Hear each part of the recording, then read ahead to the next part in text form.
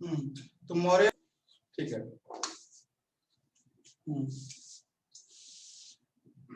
Maurya administration है।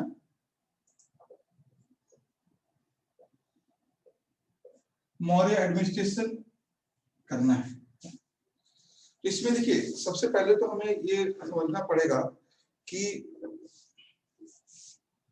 जो Maurya administration में कि सम्राट कौन है। इसमें सबसे पहले तो सम्राट, कभी आपसे ये क्वेश्चन बन सकता है कि the king of Maurya dynasty या ancient period that known as a सम्राट।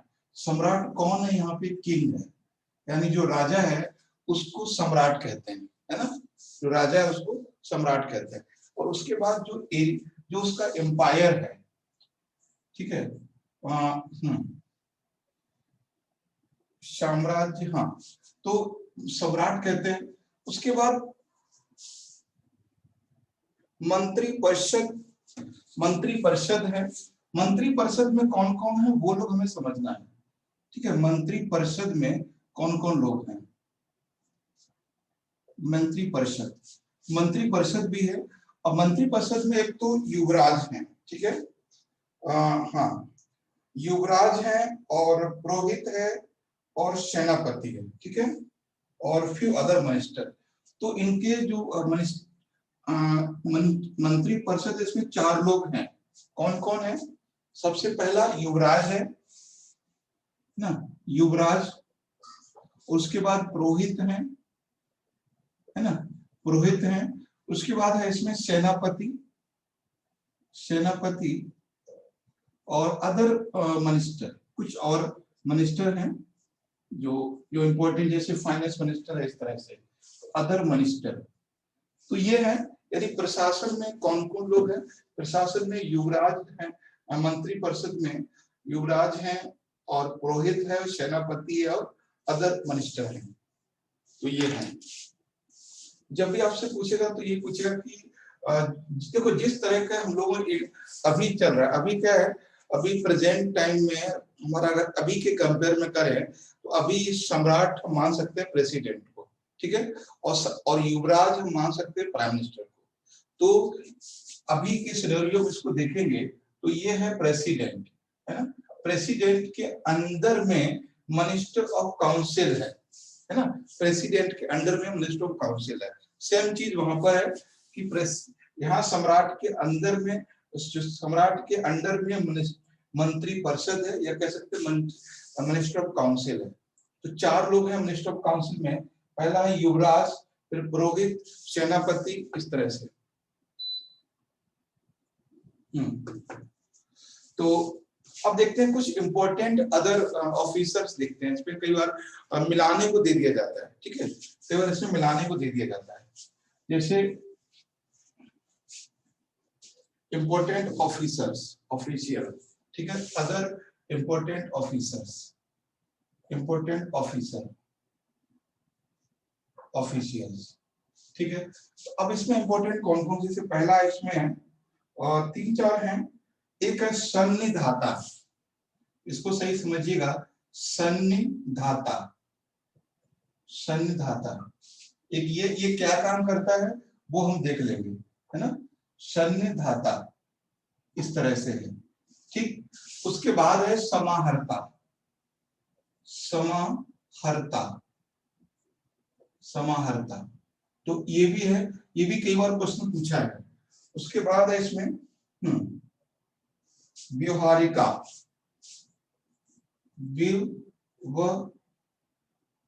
व्यवहारिका, हारिका, ठीक है, व्यवहारिका। तो इस तरह से है ये व्यवहारिक, है ना, व्यवहारिक। उसके बाद है इसमें प्रतिष्ठा, प्रादेष्टा। ये भी बहुत इंपॉर्टेंट है कि प्रादेष्टा कौन है, प्रादेष्टा, ओके। तो ये नाम है कुछ जिनको बारे में आपको समझना है। तो ऑफिशियल्स हैं।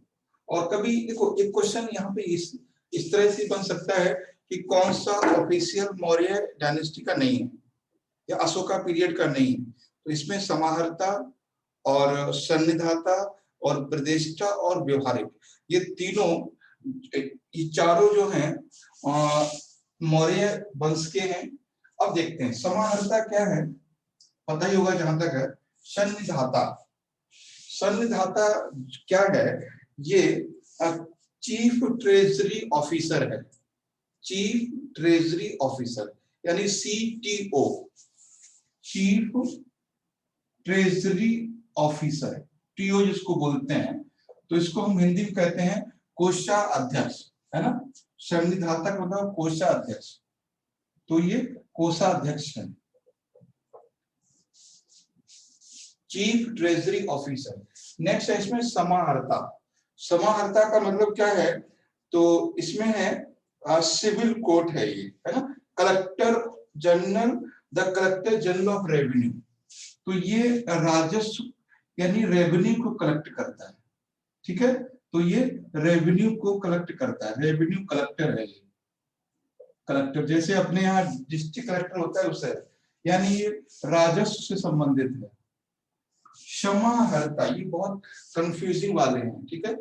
सन्निधाता चीफ ट्रेजरी ऑफिसर है यानी कोषाध्यक्ष है, और ये सन्निधाता और समाहर्ता रेवेन्यू जो, हाँ, रेवेन्यू कलेक्टर ऑफिसर है, राजस्व अधिकारी जो टैक्स को कलेक्ट करता है। अब नेक्स्ट है इसमें व्यवहारिक, व्यवहारिक कौन है, ये कोर्ट है ना, न्यायालय है, सिविल कोर्ट, क्या है ये, सिविल कोर्ट, यानी ये न्यायालय का काम करते हैं, न्यायालय, ठीक है, ये जो व्यवहारिक है ये न्यायालय का काम करते हैं। नेक्स्ट हम बात करते हैं प्रतिष्ठा, प्रतिष्ठा क्या है,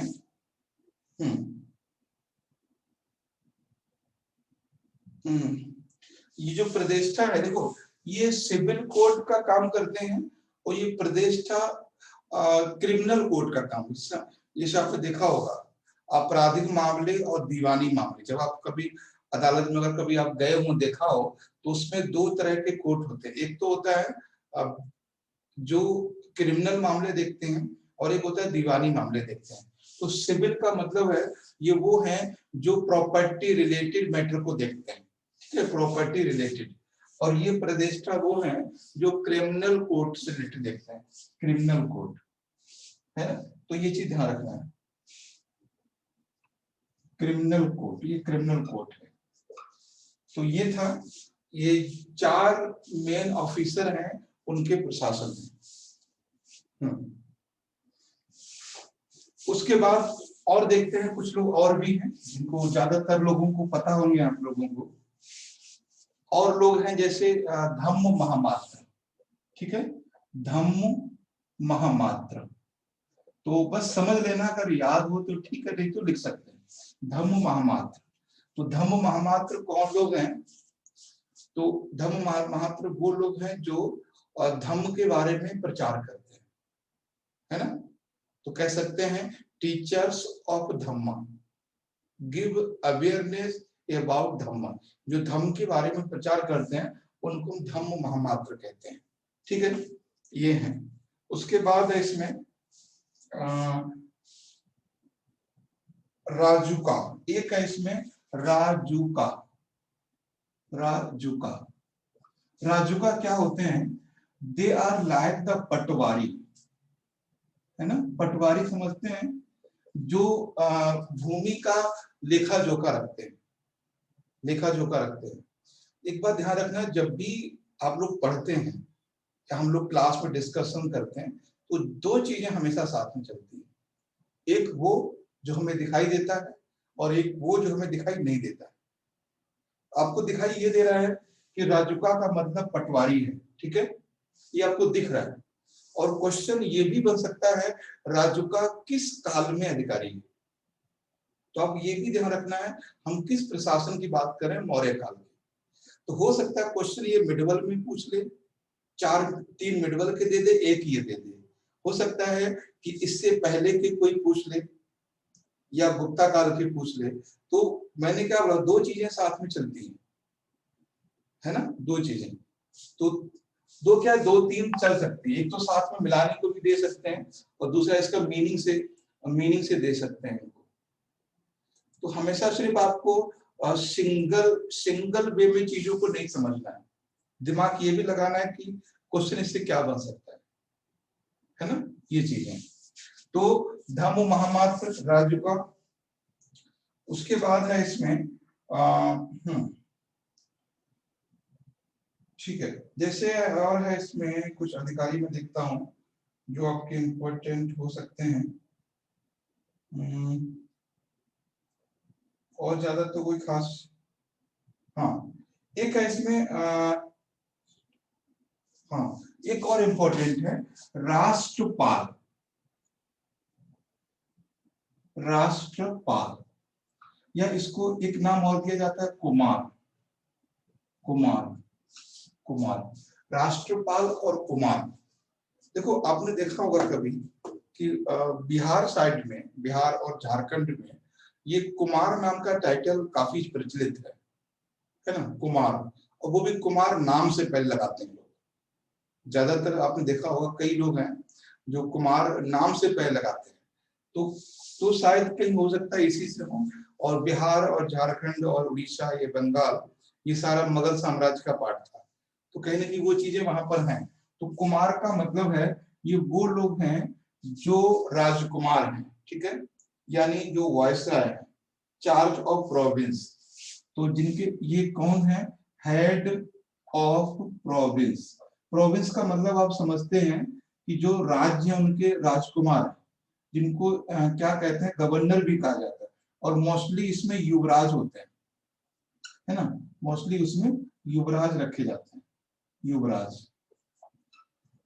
युवराज, तो ये ध्यान रखना है, युवराज है। तो कभी पूछेगा राष्ट्रपाल और कुमार, तो कौन है, युवराज है, और जिन्हें गवर्नर कहा जाता है। जैसे अशोक उज्जैन का गवर्नर था, उज्जैन का कुमार था। तो हेड ऑफ प्रोविंस, तो जो छोटे छोटे राज्य होते तो उनके अधिकारी के हेड को बोलते हैं।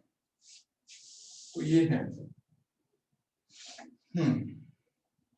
उसके बाद देखिए कितने प्रोविंस हैं, ये तो क्लियर है आपको। देखो एक बार फिर से बता देता हूँ। संघधाता मीन्स कोषा अध्यक्ष यानी ट्रेजरी ऑफिसर। संहारता मीन्स कलेक्टर ऑफ रेवेन्यू, जो रेवेन्यू को कलेक्ट करता है। और व्यवहारिका means civil court. Civil court यानी जो जमीन संबंधित न्याय है उसको देखते हैं। उसके बाद है प्रतिष्ठा। प्रतिष्ठा मीन्स क्रिमिनल कोर्ट, आपराधिक मामले को देखते हैं। धम्म महामात्र आपको पता है, राजुका पटवारी है, और राष्ट्रपाल ये हेड ऑफ प्रोविंस है। अब देख लेते हैं कि इसमें कि हाँ प्रोविंस, यहाँ के स्टेट कौन कौन से हैं, स्टेट, ठीक है। प्रोविंस इन मगध एम्पायर, ठीक है, इन मगध एम्पायर, या कह सकते हैं मौर्य डायनेस्टी। तो इस पे भी बहुत ज्यादा फर्क पड़ेगा आपके मेंस में।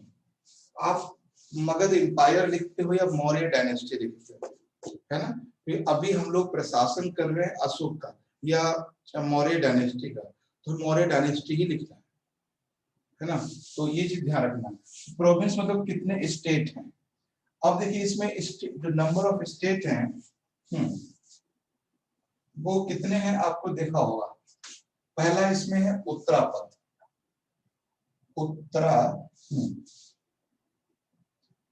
ठीक है, उत्तरापद, उत्तरापद, उत्तरापद है। इसकी कैपिटल क्या है, अभी हम बात करेंगे कैपिटल की, हो सकता है किसी आपको भी याद हो। नेक्स्ट है इसमें अवंती राष्ट्र, है ना, अवंती राष्ट्र, अवंती राष्ट्र, राष्ट्र पहला। दूसरा है, तीसरा है इसमें प्राची, प्राची, प्राची, प्राची भी एक स्टेट है। उसके बाद है कलिंगा, कलिंगा यानी कलिंग है। उसके बाद है इसमें दक्षिणापथ, ये भी बहुत इंपॉर्टेंट है, दक्षिणापथ।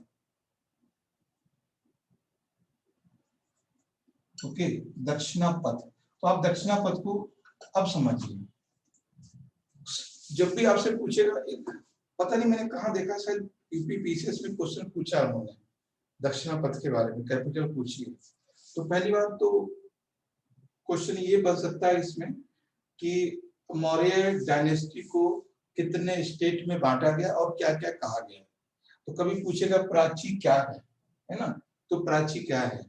कभी पूछेगा अवंती राष्ट्र क्या है या उत्तरापथ क्या है, तो प्राची, उत्तरापथ, अवंती राष्ट्र और कलिंगा और दक्षिणापथ, ये सारे मौर्य काल में राज्य हैं। ठीक है, अब देखते हैं।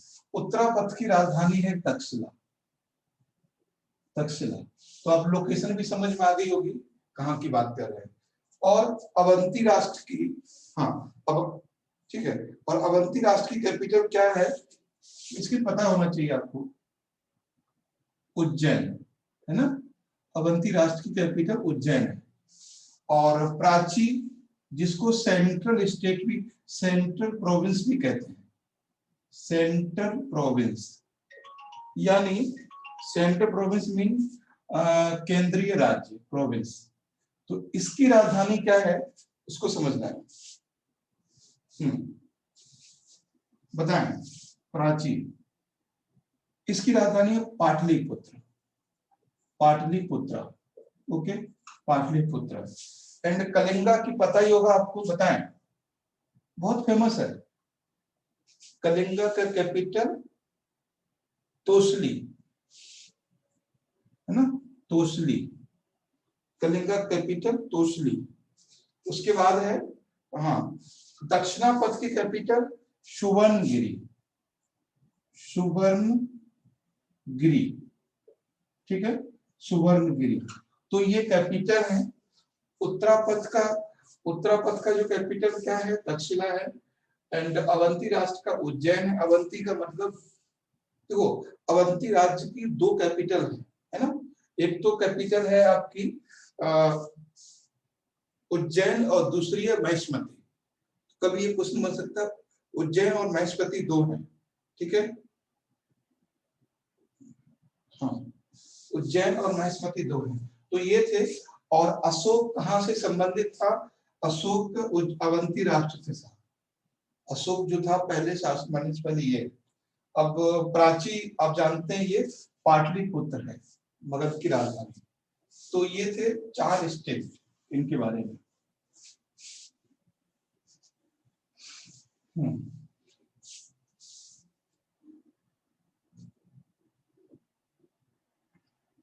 ठीक है,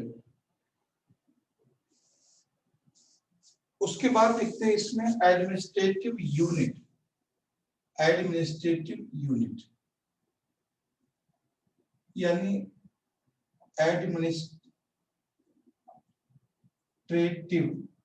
यूनिट।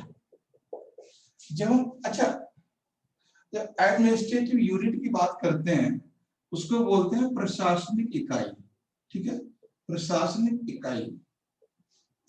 आज अगर हम बात करेंगे कि भारत की एडमिनिस्ट्रेटिव यूनिट क्या है इंडिया की, तो हम पहला पहला क्या बोलेंगे, पहला तो कंट्री है, देश, दूसरा स्टेट है, तीसरा मंडल है, चौथा जिला है, फिर तहसील है।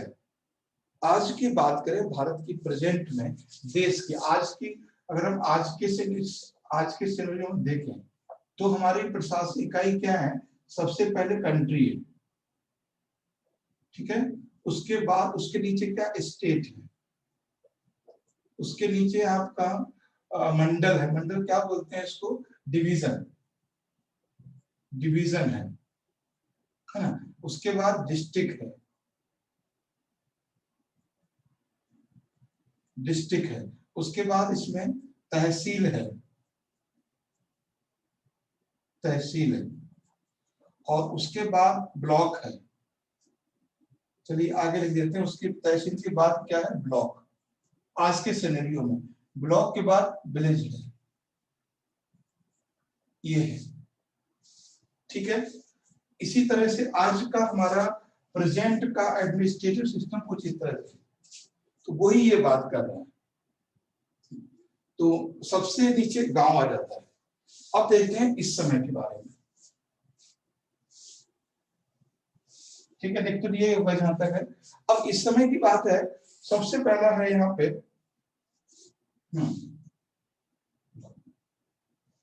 चक्रा। चक्रा, चक्रा किसको बोलते हैं? प्रोविंस को, यानी स्टेट को। उसके बाद है इसमें आहार या विषया। आहार लिख सकते हैं, आहार या विषया, या विषया, ये है डिस्ट्रिक्ट। उसके नीचे था इसमें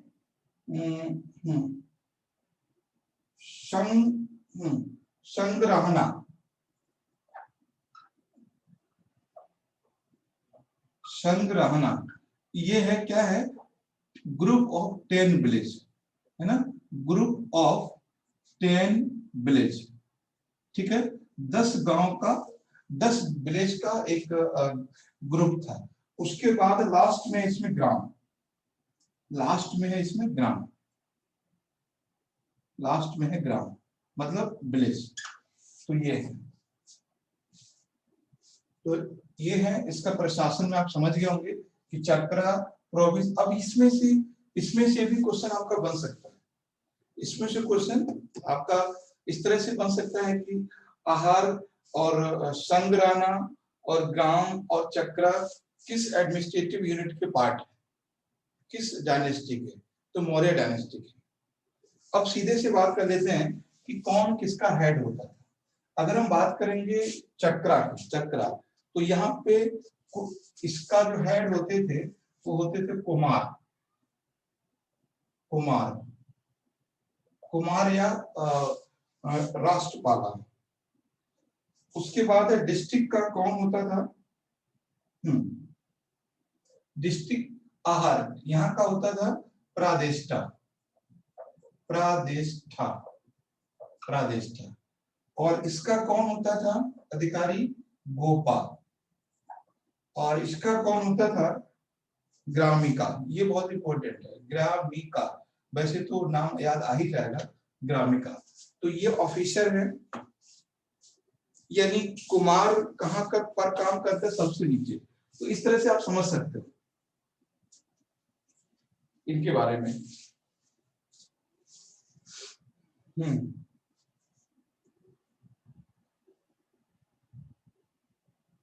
जैसे अपने कुमार है तो ये भी समझ में आएगा, ये प्रोविंस में ही होते होंगे। उसके बाद है ग्रामिका, भी बहुत टफ नहीं है, ग्रामिका भी समझ में आ जाएगा। लेकिन ये गोपा और ये प्रादेष्टा, प्रादेष्टा भी सोचेंगे अच्छा ये कोर्ट की बात कर रहे हैं तो डिस्ट्रिक्ट में ही होगा। लेकिन जो गोपा है ये इंपॉर्टेंट है। मतलब इंपॉर्टेंट क्या है कि ये आप वहां पे इसके बारे में गेस नहीं कर सकते कुछ, है ना, इसके बारे में कोई आप गेस नहीं कर सकते कि ये क्या है। तो ये लिख लिया आप लोगों ने, administrative unit.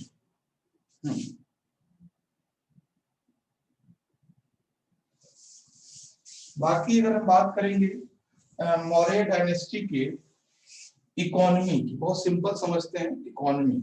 Economy of Maurya dynasty, economy, economy of Maurya dynasty,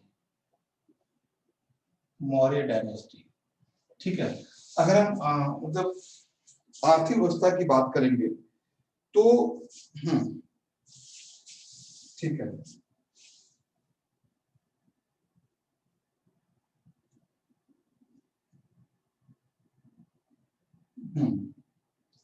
इसमें जो ऑल इकोनॉमिक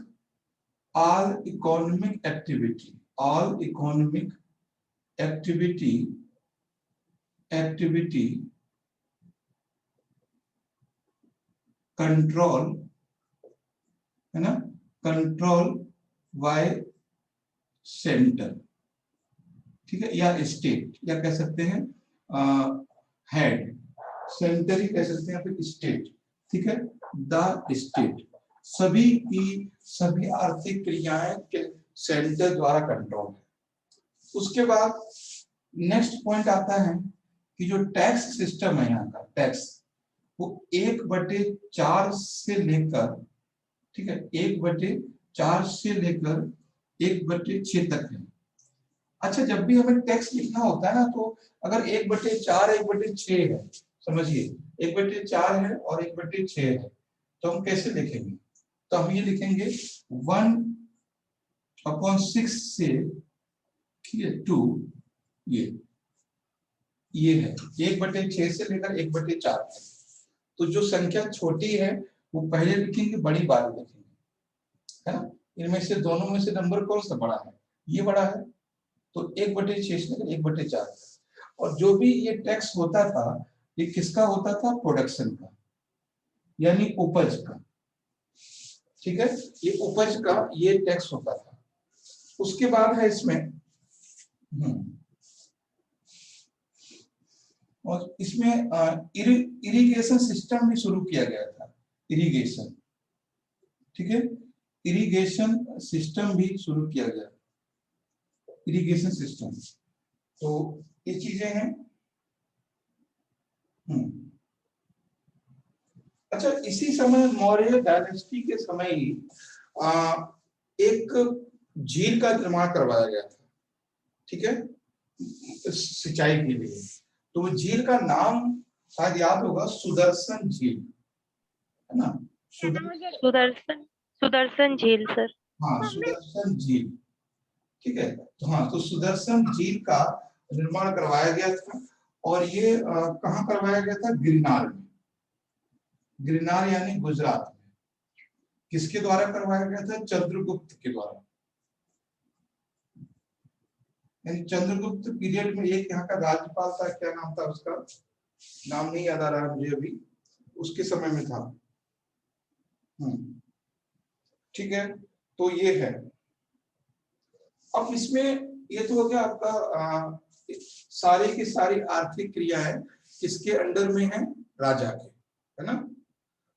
और उसके बाद जो टैक्स है वो 1/6 से लेकर 1/4 तक है। किसका? उपज का। उपज का मतलब जो प्रोडक्शन हो रहा है उसका। उसका इरिगेशन सिस्टम यहाँ पे डेवलप किया गया। क्या किया गया? सुदर्शन झील। अब इस समय के कुछ पोर्ट लिख लेते हैं। Port, port. अच्छा, पोर्ट से पहले सीता लिख लेते हैं। सीता क्या है इस समय? सीता, इकोनॉमिक बात कर रहे हैं तो सीता भूमि है सर। हाँ, भूमि है, ठीक है।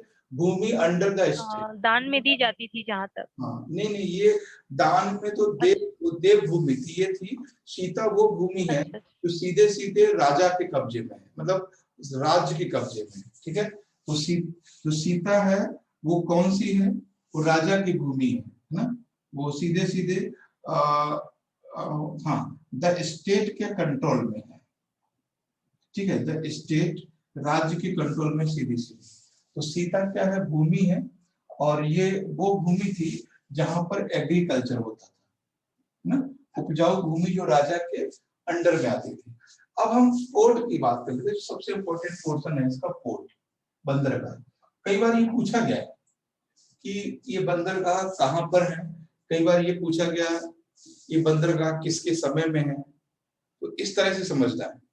तो ज्यादातर बंदरगाह को आपको पता होगा, फिर भी देख लेते हैं। ठीक है, पहला इसमें है भरूच, भरूच, ठीक है।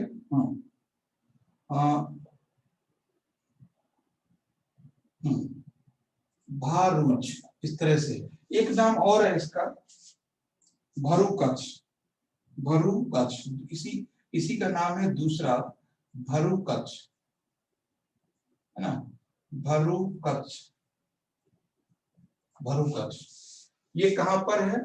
ये गुजरात में, गुजरात में है। हिंदी में कहीं कहीं इस पे भड़ौच भी लिखा होता है हिंदी में, ठीक है, वो यही है। उसके बाद है सुपारा, सुपारा। ये जो भरूच या भरूच, ये भरूच जो और ये सुपारा, ये दोनों जो हैं वो पश्चिमी घाट पर हैं, ठीक है, वेस्टर्न घाट पर है, वेस्टर्न कोस्ट पर है, यानी पश्चिमी तट पर है, वेस्टर्न कोस्ट, ठीक है, भरूच और सुपारा। उसके बाद है बाकी तो ऐसा कुछ नहीं है। और सर सुपारा भी गुजरात में है क्या? नहीं, सुपारा महाराष्ट्र में है, सुपारा ये महाराष्ट्र में, भरूच है, भरूच वहीं पर है जहां पर आज, जहां हम लोग कच्छ की जो खंबात की खाड़ी उस एरिया में है भरूच। अब हम देखते हैं सोसाइटी, ये तो हो गई इकोनॉमी। इकोनॉमी की बात हमने क्या की, पहले हमने कहा कि स्टेट लैंड तो वो किसके कब्जे में है, राजा के। दूसरा हमने देखा टैक्स सिस्टम, तीसरा हमने देखा इरिगेशन, ठीक है, इरिगेशन, और चौथा पॉइंट हमने देखा कि पोर्ट, ये है। और एक पॉइंट और देख लीजिए, जो इनका ट्रेड है, जो व्यापार है, वो दोनों है, ठीक है, एक्सटर्नल यानी इंटरनेशनल, इंटरनेशनल और नेशनल यानी डोमेस्टिक, ठीक है, डोमेस्टिक। तो इसमें दोनों है, इंटरनेशनल भी है और डोमेस्टिक भी है। तो ये है, तो ये हो गया इनका इकोनॉमी। अब सीधे से बात करते हैं society, society, society of Maurya dynasty. देखिए, सोसाइटी की हम जब भी बात करेंगे तो हमें सोसाइटी को दो तरह से समझना पड़ेगा। एक सोसाइटी वो है जो हम लोग समझते हैं नॉर्मली, ठीक। तो मौर्य काल में, मौर्य डायनेस्टी में वर्ना सिस्टम भी है, ठीक है, वर्ना सिस्टम भी है। मौर्य काल में कास्टिज्म भी है, कास्ट सिस्टम भी है, ठीक है, कास्ट सिस्टम भी है। यहाँ पर जो मेल और फीमेल, ठीक है, मेल और फीमेल है, उनका जो रिलेशन है वो काफी अच्छा है, मतलब बहुत ज्यादा फीमेल को डिमोरलाइज नहीं किया गया, डी कैटेगराइज नहीं किया गया। लेकिन इतना है, देखिए मौर्य काल में कोई भी सिस्टम होता है, कभी मोस्टली क्या होता है, लोग जो उसमें बोल देते हैं कि मौर्य काल में वर्ण व्यवस्था नहीं थी, ये मौर्य काल में जात व्यवस्था नहीं थी, ऐसा नहीं था, सारी चीजें थी, लेकिन वो रिजिड नहीं थी, मतलब उतनी कठोर नहीं थी, उतनी ज्यादा कठोर नहीं थी, ठीक है। बट ये सॉफ्ट है, बहुत ज्यादा ये सॉफ्ट है, ये भी बहुत ज्यादा फ्लेक्सिबल है, ठीक है। और मेल फीमेल जो रिलेशन है वो सिमिलर है, इक्वलिटी पर है। तो जो चीजें हम वैदिक काल में देख के आए थे वो खत्म नहीं हुई थी, है ना, वो चीजें खत्म नहीं हुई है, लेकिन उनमें उतनी कठोरता नहीं है, इनमें फ्लेक्सिबिलिटी है, इसमें सहजता है, ठीक है। अब दूसरा समाज वो है जो मेगास्थनीज ने बताया है, ठीक है, मेगास्थनीज, और सही बताया ऑफिशियल तो यही है, जो मेगास्थनीज ने बताया है समाज वही है ना, मेगास्थनीज। तो मेगास्थनीज ने समाज को 7 भागों में बांटा है, ये ध्यान रखना। मेगास्थनीज कभी आपसे पूछ सकता है मेगास्थनीज सोसाइटी में कितने बांटा है, 7 प्रकार से। तो भारतीय समाज को मेगास्थनीज ने 7 भाग में बांटा है, यानी उन्होंने कहा कि भारत के लोग जो है वो 7 प्रकार से रहते हैं। तो क्या क्या थे वो समझ लीजिए। पहला उन्होंने कहा कि, अब देखो यहां समझिए, पहला उन्होंने कहा है कि फिलोसफर है लोग, फिलोसफर है ना, ठीक है, फिलोसफर है यानी दार्शनिक, समाज में दार्शनिक हैं लोग।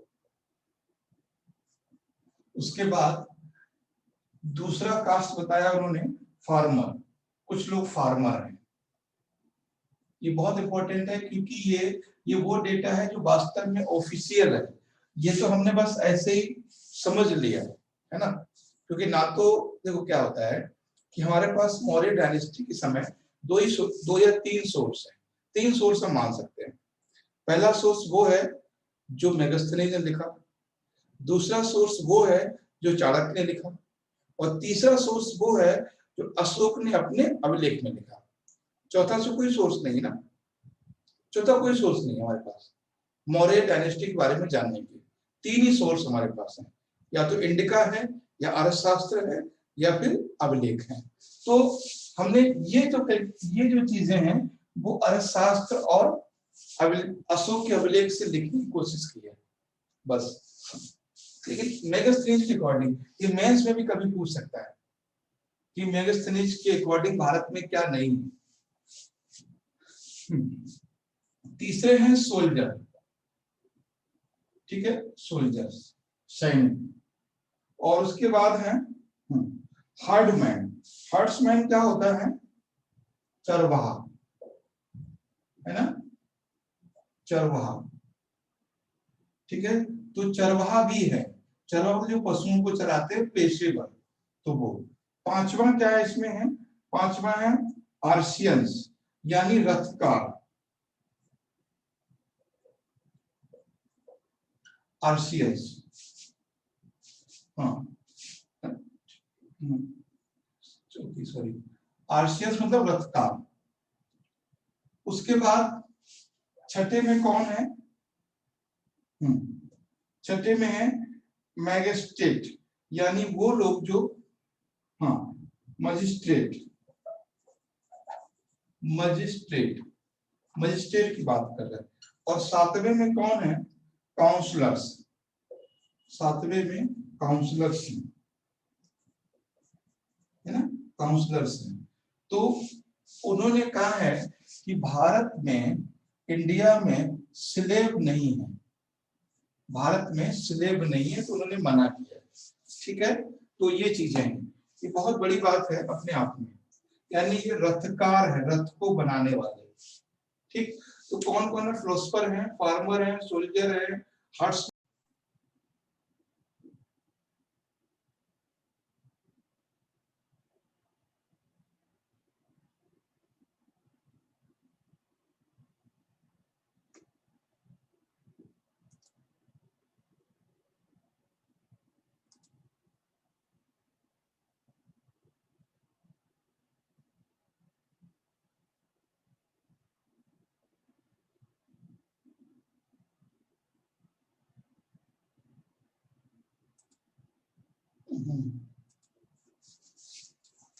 ठीक है, शायद मालती जी को प्रॉब्लम आ रही कनेक्ट होने में, ठीक है मित्रगण।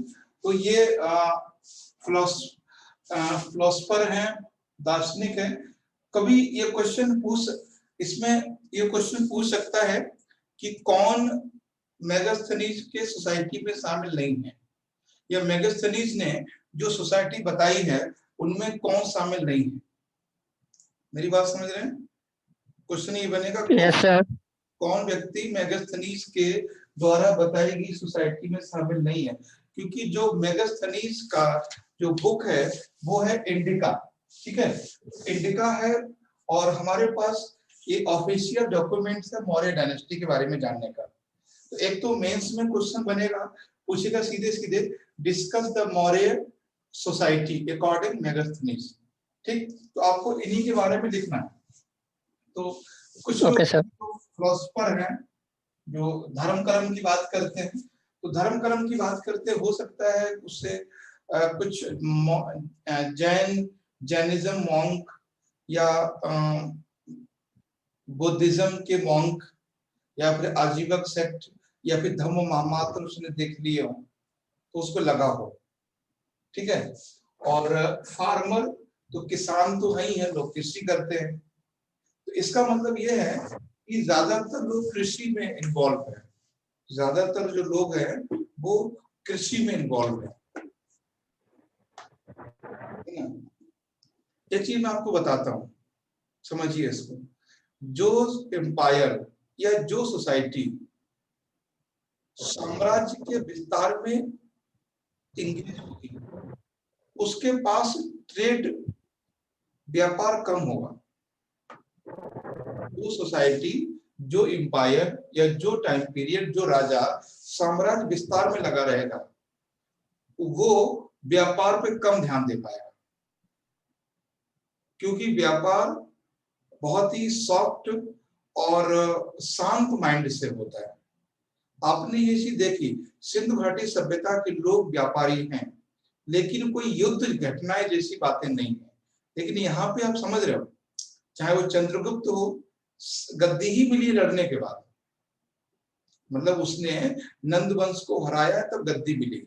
उसके बाद चंद्रगुप्त मौर्य ने अपने एरिया का विस्तार किया, फिर बिंदुसार ने थोड़ा बहुत किया, फिर अशोक ने पूरा साम्राज्य विस्तार किया। तो जो हम ये कह रहे हैं कि इसे फार्मर क्यों दिखाई दिए, क्योंकि वहां पर व्यापार कम होता था। व्यापार कम होता था इसलिए कि कोई भी सोसाइटी हो वो व्यापार में नहीं रह सकती अगर वो युद्ध या लड़ाई झगड़े में इन्वॉल्व है तो, ठीक है, तो ऐसा नहीं हो सकता। तो ये है आपका इसके बारे में। सोल्जर्स को दिखाई दिए होंगे, और जो चरवाह हैं वो भी उसको दिखाई दिए होंगे, और जो रथ हैं, रथकार यानी रथों को बनाने वाले आर्चियर्स, कलाकार, तो जाहिर सी बात है जब हम युद्ध करते हैं, मैदान में जाते हैं, तो रथ तो उनको दिखाई देते ही देते हैं। और फिर मजिस्ट्रेट, अधिकारी और काउंसलर्स। काउंसलर हो सकता है कि सलाहकार के बारे में बात हो रही हो उसकी, तो ये थे। काउंसलर का मतलब होता है सलाहकार, यानी अच्छी बात बताना, काउंसलिंग करना। तो नेक्स्ट हम लोग देख लेंगे मौर्यन आर्ट, है ना, मौर्यन आर्ट, मौर्यन कला, ठीक है, मौर्यन आर्ट।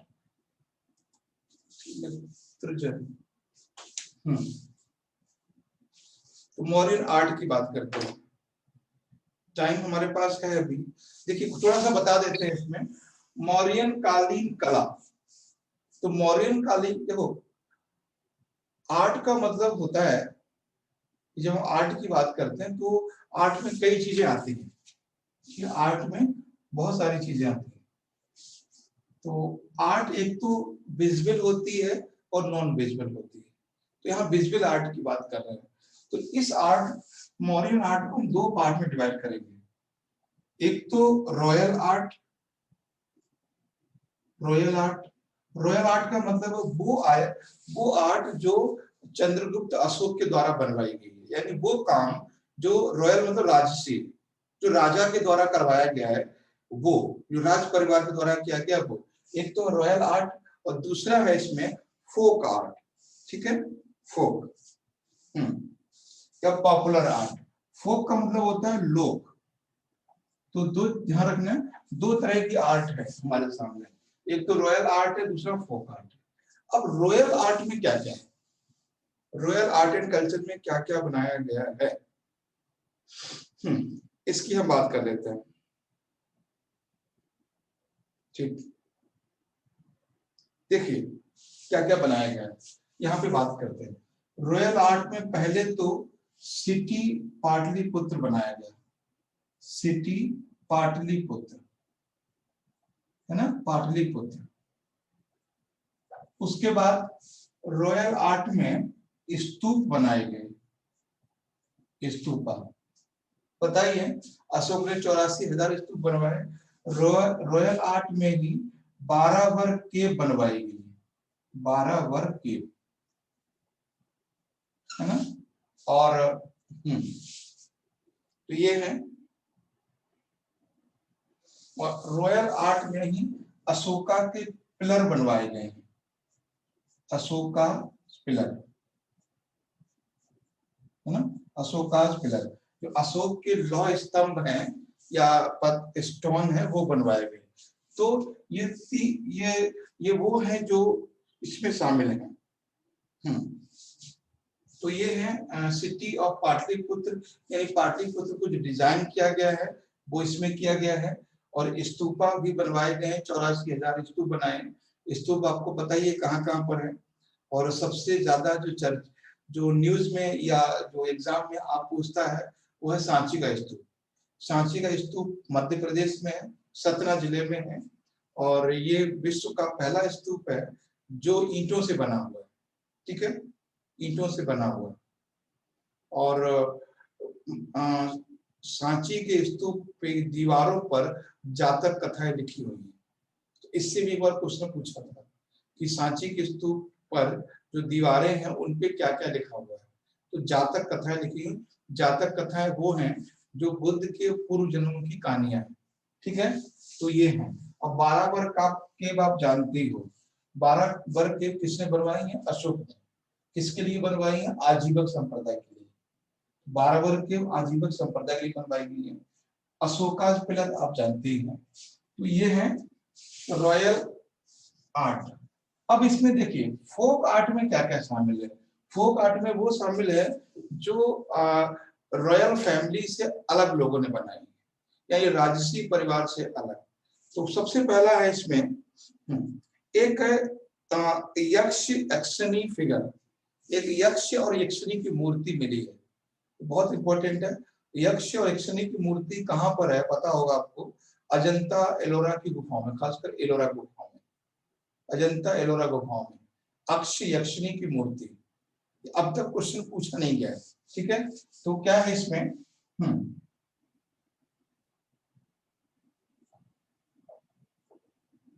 अक्ष और यक्षिणी, ठीक है। हाँ, अक्ष और यक्षिणी ये अभी तक पूछा नहीं गया है। तो अक्ष और यक्षिणी के जो स्टैचू मिले हैं आपने देखा भी होगा, हाँ। तो ये क्या इसमें दिखाया गया है कि जब बुद्ध आते हैं, मतलब कई चीजें हैं जो हाइपरबोलिक टाइप की है, कुछ हाइपोथेसिस टाइप की है, जो काल्पनिक भी लगती हैं कि जब बुद्ध आते हैं तो, और ये यक्ष यक्षिणी जो है देवता है और देवता उनका स्वागत करते हैं। तो यक्ष और यक्षिणी की मूर्तियां हैं वो आपको अजंता की गुफाओं में मिलती है। मतलब वो बुद्ध बैठे हुए हैं, मूर्ति है, और आगे सामने एक गेट पर अक्ष है, दूसरे गेट पर अक्ष नहीं है। तो अक्ष और अक्षिणी की जो मूर्तियां हैं वो यहीं पर मिली और इन्हें देवी और देवता बताया गया है, ठीक है। उसके बाद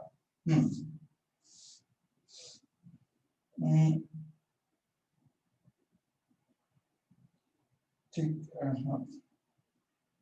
और इसके बाद कुछ ज्यादा नहीं है, और बहुत सारे टेरिकोटा मिले हैं यहाँ पे, टेरिकोटा, ठीक है। तो टेरिकोटा भी मिले हैं। तो मेन जो है वो ये है अक्ष और यक्षिणी। अजंता की गुफाओं का जो निर्माण है वो अलग समय में हुआ है। अक्ष यक्षिणी की मूर्ति पहले बन गई है, ठीक है। अक्ष यक्षिणी एक फिगर बनाया गया। अब तक देखो एक चीज मैं आपको बताऊं, अब तक हम लोगों को ये पता था कि पहली मूर्ति जो बनी है वो कुषाण काल में बनी है बुद्ध की। अब देखो यहाँ पे आप एक चीज देख रहे हो कि जो पहला फिगर बना है, देखो अक्ष यक्षिणी पे स्टैचू नहीं बना है इस समय, एक फिगर बना है। फिगर का मतलब चित्र बना है। आप अगर एनसीईआरटी देखोगे तो इनको दिखाया गया, काफी सुंदर सी है फोटो इनकी। तो मतलब दोनों ही फीमेल हैं, एक को मेल दिखाया गया, एक को फीमेल दिखाया गया। तो इस तरह से तो ध्यान रखना है कि स्टैचू जो बने हैं वो गुप्त काल में बने हैं, लेकिन जो फिगर यानी इमेज यानी चित्र वो बना है वो इस समय बना है। थोड़ा सा यहाँ पे रुक कर समझना है, सोचना है कि जो स्टैचू बना है पहला वो बना है कुषाण के काल में, और हम बात कर रहे हैं 220-21 बीसी की, यानी बहुत पहले की। तो अगर हम ये कहें कि यक्ष यक्षिणी की मूर्तियां पहले बन गई तो गलत हो जाएगा।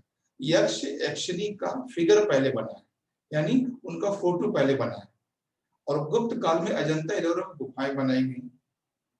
अगर हम ये कह दें कि ये इनकी मूर्तियां अजंता एलोरा में बनाई गई तो इसका मतलब है कि अजंता एलोरा गुफाएं भी इस समय बनी थी, ऐसा तो नहीं है। अजंता एलोरा गुफाएं तो गुप्त काल में बनी है, और ये गुप्त काल से बहुत पहले का समय है। तो इस समय अक्ष यक्षिणी की केवल पिक्चर बना है, मूर्ति नहीं, ठीक है। तो ये चीजें हैं।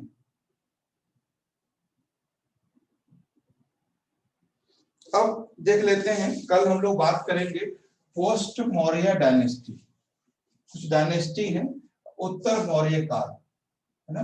उत्तर मौर्य काल, मौर्य वंश, post Maurya dynasty, Maurya dynasty. ठीक है, तो ये है, इसके में बहुत सारे वंश आते हैं और इनमें क्या होगा, जब ये वाला टॉपिक हम करेंगे तो इसमें सिर्फ वो क्या पूछेगा, क्रम पूछेगा या डायनेस्टी के फाउंडर का नाम पूछेगा। जैसे मान लीजिए शुंग वंश है, तो शुंग वंश की स्थापना किसने की, इस तरह इसमें आएंगे। तो जो पहला डायनेस्टी है इसमें उस नाम लिख लीजिए, हम लोग कल इसको करेंगे, वो है शुंगा डायनेस्टी, शुंगा डायनेस्टी। और शुंगा डायनेस्टी आपको पता है ये शुंग कौन है, ये पुष्यमित्र शुंग है, ठीक है, जिसने बृहद्रथ की हत्या की थी। तो बृहद्रथ कौन है, मौर्य वंश का अंतिम शासक है। तो जो शुंग वंश की स्थापना की है वो पुष्यमित्र शुंग ने की है। तो मौर्य वंश के बाद जो नाम आता है वो शुंग वंश का आता है, ठीक है, वो शुंग वंश का आता है। ये यहीं से हम लोग कल आगे करेंगे, क्लियर है? Yes sir. ठीक है, हम लोग यहीं से कल आगे करेंगे क्लास में।